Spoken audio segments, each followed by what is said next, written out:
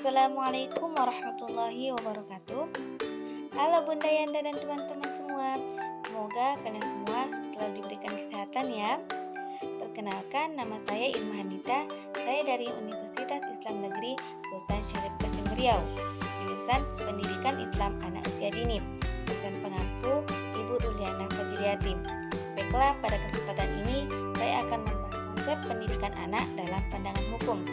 Baiklah, yang pertama kita akan membahas pengertian pendidikan anak. Pendidikan anak menurut Undang-Undang Nomor 20 Tahun 2003 tentang Sisdiknas.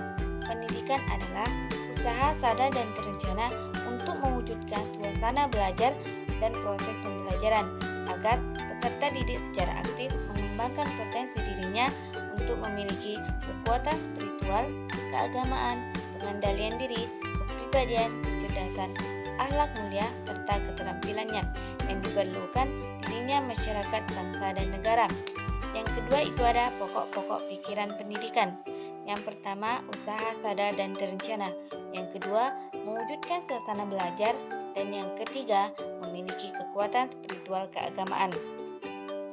Baiklah, yang pertama kita akan menjawab tentang satu, usaha sadar dan terencana, yaitu pendidikan sebagai usaha sadar dan terencana menunjukkan bahwa pendidikan adalah sebuah proses yang disengaja dan dipikirkan secara matang. Oleh karena itu, di setiap level manapun, kegiatan pendidikan itu harus didasari dan direncanakan, baik dalam tataran nasional, regional, provinsi, dan kabupaten kota. Yang kedua itu ada mewujudkan suasana belajar, bahwa pendidikan yang dikehendaki adalah pendidikan yang bercorak pengembangan dan humanis, yaitu berusaha mengembangkan segenap potensi didik, bukan bercorak pembentukan yang bergaya behavioristik. Dan yang ketiga, memiliki kekuatan spiritual, keagamaan. Pokok pikiran yang ketiga ini selain merupakan bagian dari definisi pendidikan, sekaligus menggambarkan pula tujuan pendidikan nasional kita.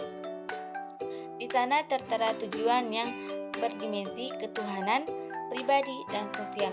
Artinya, pendidikan yang dikehendaki bukanlah pendidikan sekuler, bukan pendidikan individualistik, dan bukan pula pendidikan sosialistik, tetapi pendidikan yang mencari keseimbangan di antara ketiga dimensi tersebut. Mendidik adalah membuat kesempatan dan menciptakan situasi yang kondusif agar anak-anak sebagai subjek berkembang sendiri.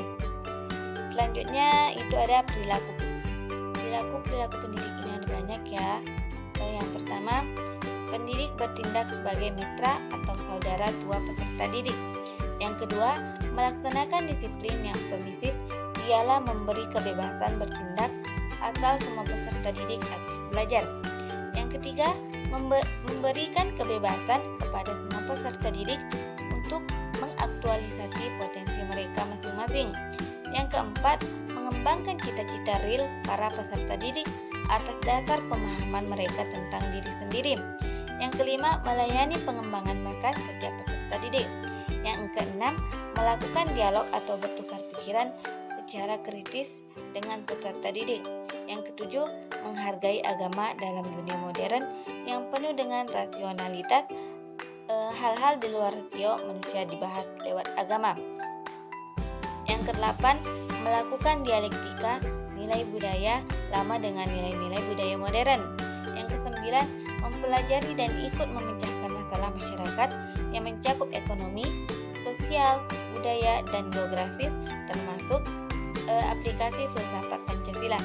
Yang kesepuluh, mengantisipasi perubahan lingkungan dan masyarakat pendidik atau bekerja sama dengan para peserta didik. Yang ke-11, memberi kesempatan kepada para peserta didik untuk berkreasi.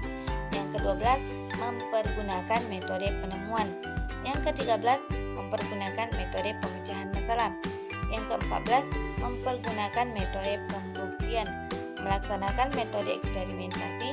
Yang ke-16, melakukan metode berproduksi. Barang-barang nyata yang mungkin bisa dipasarkan. Yang ke-17, memperhatikan dan membina perilaku nyata agar positif pada peserta didik. Dan yang terakhir itu ada hak-hak anak. Hak-hak anak itu ada banyak juga ya. Yang pertama itu hak atas kesejahteraan, keperawatan, asuhan, dan bimbingan untuk tumbuh dan berkembang dengan wajar.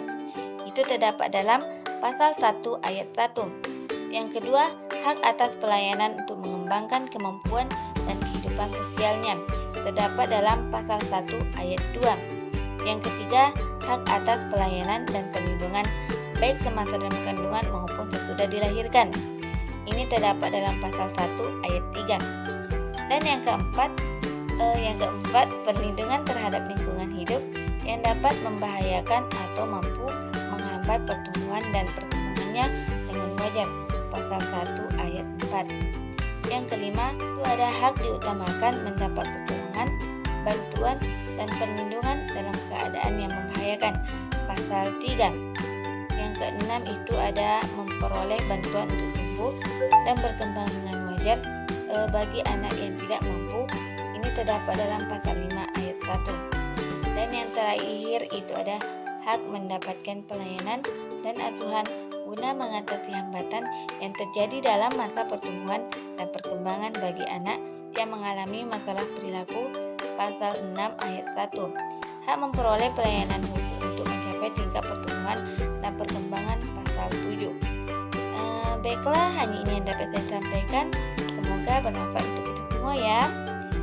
Saya akhiri. Assalamualaikum warahmatullahi wabarakatuh.